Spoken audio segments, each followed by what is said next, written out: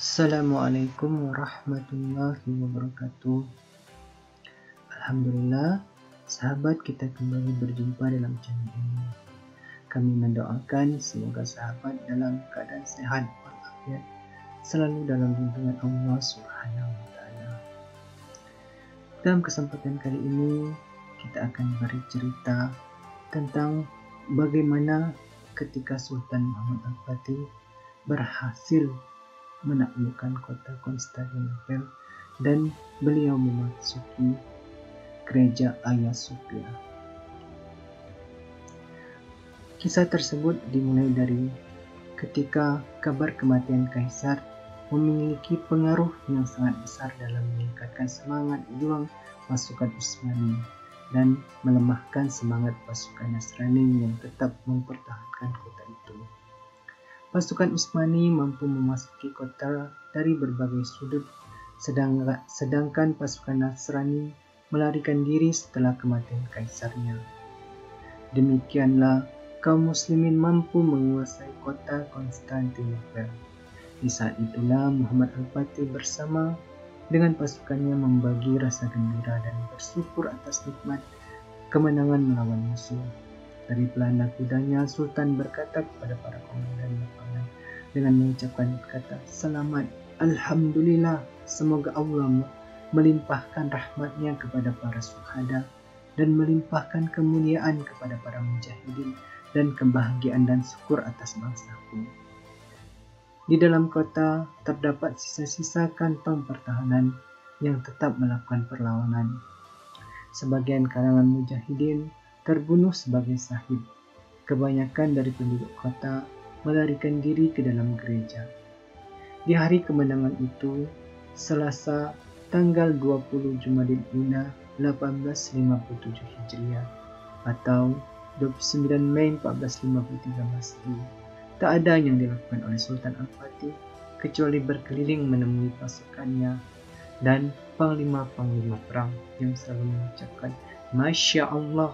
Maka dia pun menoleh pada mereka dan berkata, kalian telah menjadi orang-orang yang telah mampu menaklukkan kota Konstantinopel yang telah Rasulullah kabarkan. Sultan mengucapkan kata selamat atas kemenangan yang telah mereka capai dan melarang mereka melakukan pembunuhan. Sebaiknya Sultan memerintahkan untuk berlaku lembut kepada semua manusia dan berbuat baik pada mereka.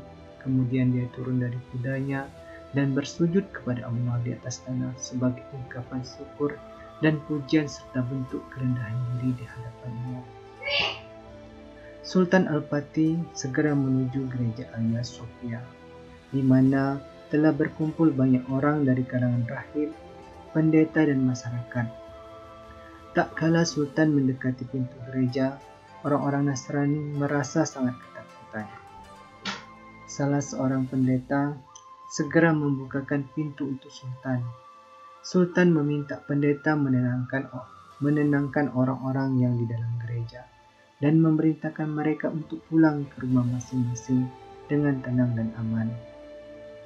Mendengar sikap demikian, warga yang semula bersembunyi di gereja mulai tenang. Saat itu, ada beberapa pendeta yang sembunyi di lorong-lorong bawah tanah.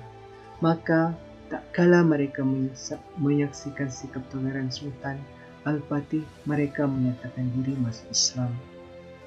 Setelah itu Sultan memerintahkan untuk mengubah gereja tersebut menjadi masjid. Tujuannya agar nanti pada hari Jumat sudah bisa dipergunakan untuk salat Jumat. Para pekerja pun segera bekerja keras melakukan renovasi. Mereka menurunkan salib, berhala-berhala dan menghapus semua gambar yang ada di dalam gereja. Kemudian membuat sebuah mimbar untuk khatib. Perubahan gereja menjadi masjid diperbolehkan sebab penaklukan gereja melalui peperangan, sedangkan peperangan memiliki hukum sesuai dengan syariat Islam. Sultan telah memberikan kebebasan kepada kalangan Nasrani untuk melakukan acara ibadah, memberikan kebebasan bagi mereka memilih pemimpin agama yang memiliki otoritas untuk melaksanakan pengadilan dalam masalah-masalah sipil di kalangan mereka. Kebebasan ini juga diberikan pada kepala pemimpin gereja di wilayah-wilayah lain. Namun, pada saat yang sama, Sultan mewajibkan mereka membayar jizyah. Seorang sejarawan Inggris yang bernama Edward berusaha melakukan distorsi sejarah dalam bukunya Sejarah Turki Utsmani. Dia menggambarkan penaklukan pasukan Utsmani dan Sultan Muhammad Al-Fatih dengan gambaran buruk. Dia melakukan hal itu karena kebencian dan rasa iri di dalam dadanya terhadap kegemilangan penaklukan Islam.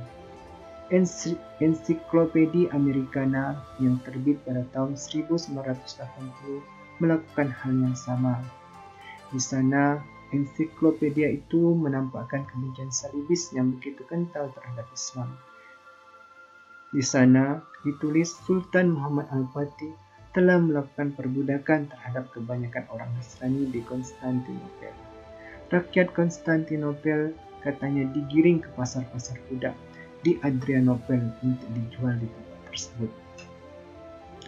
Tetapi realitas historis sesungguhnya menyebutkan bahwa Sultan Muhammad Al-Fatih memperlakukan penduduk Konstantinopel dengan cara yang penuh rahmat.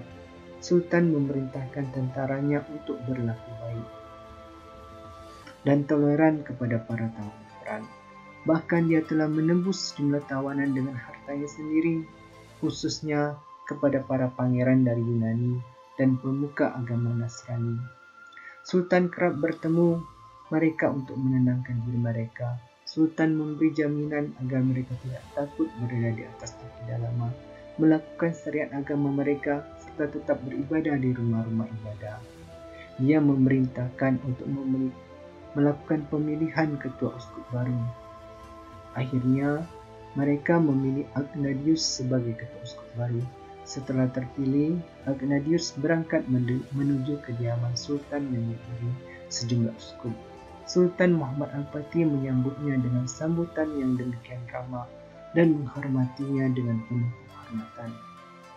Sultan makan bersama mereka dan berdialog dengannya dalam berbagai masalah, baik masalah keagamaan, politik, dan sosial. Selesai pertemuan dengan Sultan, persepsi Agnadius dan para uskup tentang Sultan Utsmani seketika berubah 180 derajat berubah. Bahkan, dia berubah pandangan tentang kaum muslimin secara umum. Dia berhadapan dengan seorang sultan yang demikian terdidik dan berakhlak, membawa misi dan akidah religius yang kokoh, serta seorang pemimpin yang menghargai nilai-nilai kemanusiaan, plus seorang ksatria sajati. Kegaguman ini dirasakan oleh seluruh warga Romawi dari lubuk hati mereka yang paling dalam. Sebab mereka sebelumnya membayangkan akan ada pembunuhan massal terhadap rakyat Konstantinopel. Namun, yang terjadi malah sebaliknya. Hanya dalam hitungan hari, penduduk Konstantinopel telah melakukan kegiatan sehari-hari seperti biasa.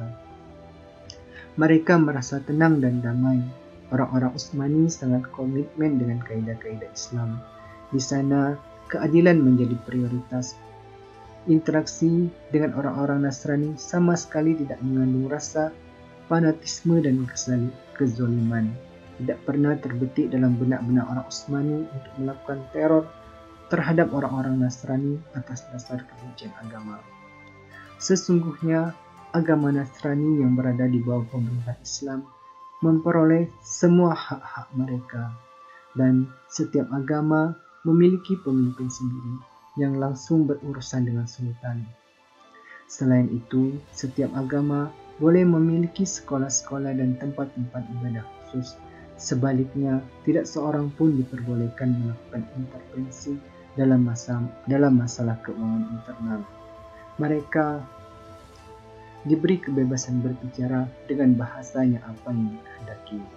Sultan Muhammad Al-Fatih memiliki sikap toleransi yang begitu tinggi terhadap orang Nasrani didasarkan adanya dorongan untuk komitmen terhadap syariat Islam yang memang memberi toleransi kepada kaum Yahudi dan Nasrani selagi mereka mau membayar jizyah.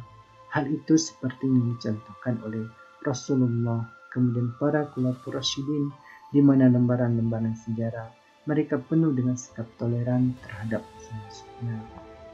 Demikianlah sepenggal kisah dari Sultan Muhammad Al-Fatih ketika dia berhasil menemukan kota Konstantinopel, dan bagaimana kisahnya ketika dia membuka pintu gereja Hagia Sophia dan mengubahnya menjadi masjid. Begitulah sejarah mengajarkan kepada kita betapa tingginya budi pekerti dari Sultan Muhammad